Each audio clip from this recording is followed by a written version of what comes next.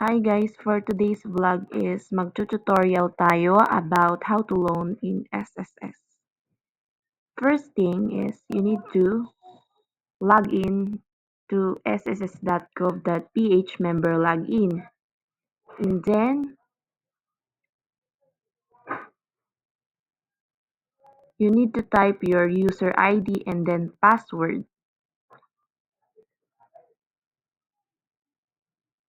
Sign in.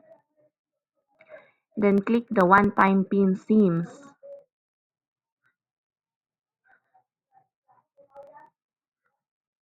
And then i-type ang OTP na sinend sa ating SIM.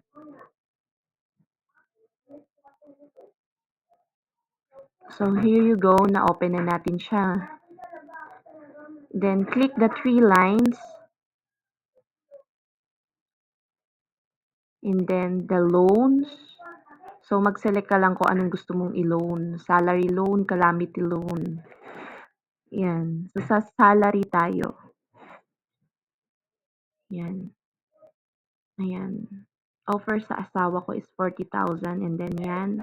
I-click mo lang yung arrow. Then check, I have read. Then click the arrow. Tapos, ayan siya. Click again, check. Yan. Tapos, kung gusto mo nang i-loan is, i-check mo lang, then confirm. Yun lang yung easy steps on how to loan in salary loan sa SSS.